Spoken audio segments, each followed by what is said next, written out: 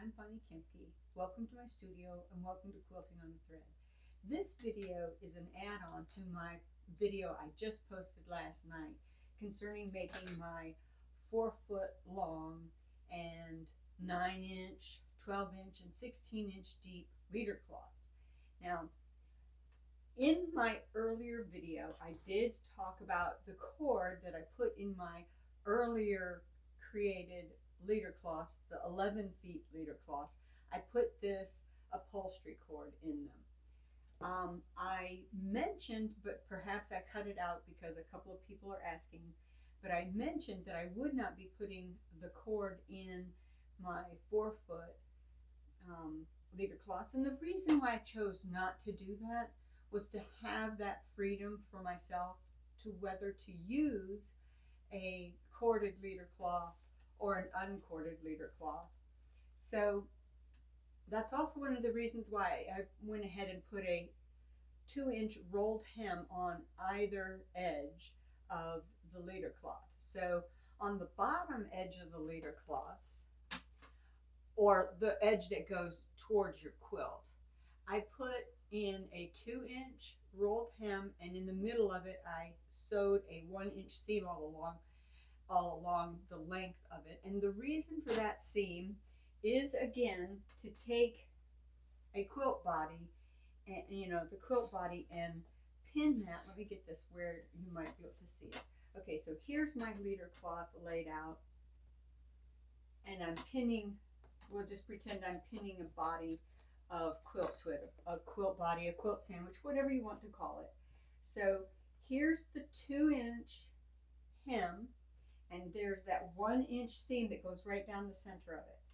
So what I would do, if we pretend that this is a quilt body, what I would do is come and line the quilt body up on that 1-inch seam and then pin. Now I use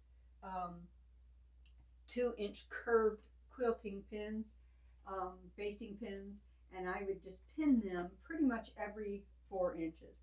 I would start my pinning in the center, so I would fold the quilt body in half lengthwise to find the center, line the center up on the mark that is the center, unfold the quilt body, pin the center, then move out and pin a foot at a time, then come back in and pin each of the 4-inch marks.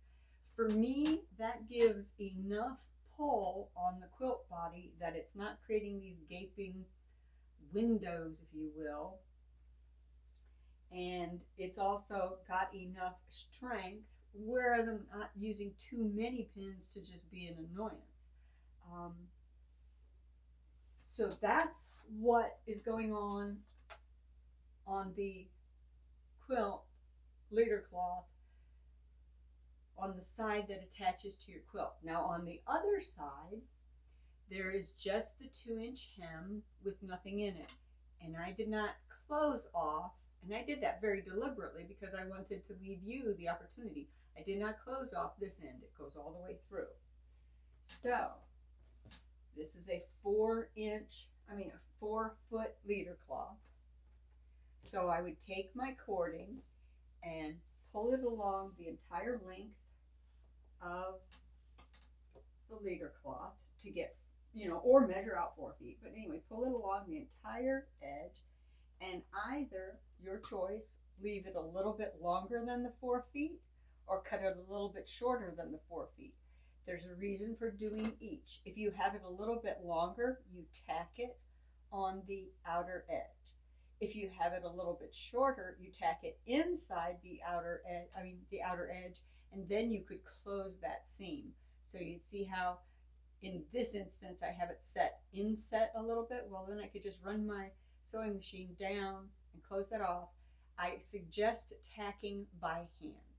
I don't suggest that you try to run that through your machine, because most of us don't have machines that'll take that much of use.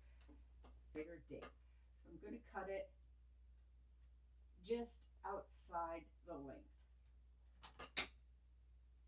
Now, Once you cut this stuff, you want to burn, at least this, you want to burn it, or you want to take a little bit of tape and tape over the fraying edges so that they don't come apart on you.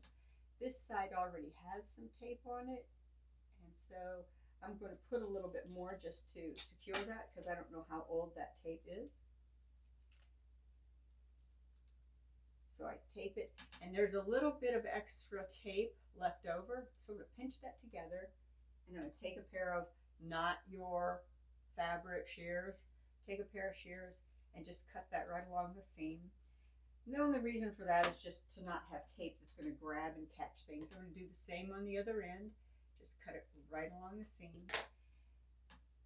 Now, some people do prefer going ahead and burning that edge so that it doesn't fray. I don't like the smell of burning polyester or burning cotton, so I'm not going to burn it. Most of us have some sort of threading tool, and what I use for a threading tool quite often is a little hand fabricated tool. This is the top end that goes for a hanging file folder, and I just pulled this out of a file folder I was throwing away, folded over the top at one end so I have a hook, and I use that hook to grab my cord.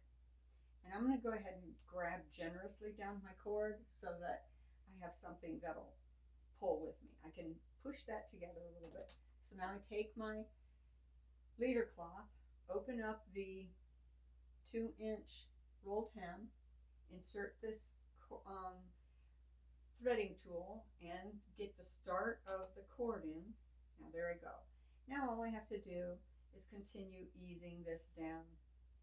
But I want to be sure not to take that end out. So once I ease that down, I'm just going to ease it until I get to my to the end of my threading tool.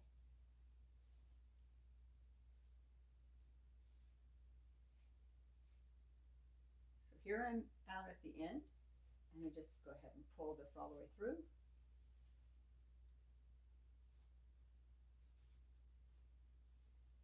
Get the threading tool out of the way, get the end of my cord.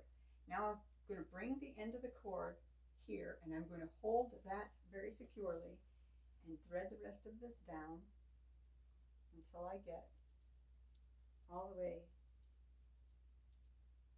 So now I'm end to end, and I just barely protrude from either end of my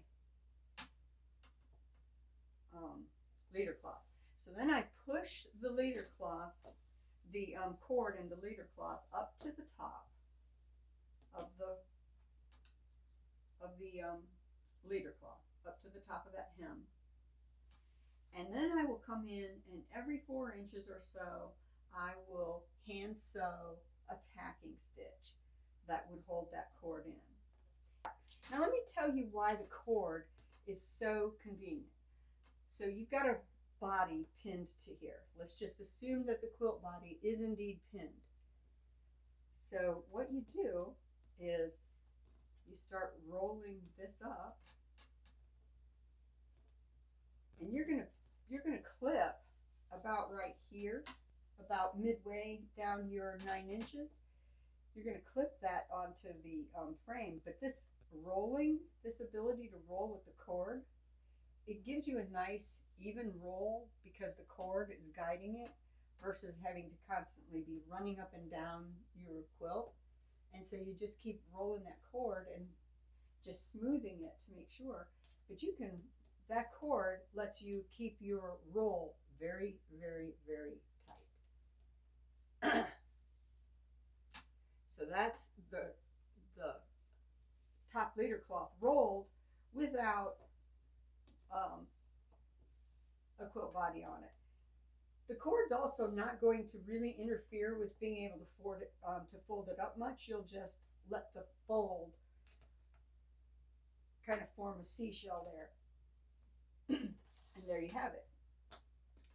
So I hope that follow-on helps you out, and looking forward to seeing you again here on Quilting on a Thread. Bye-bye now.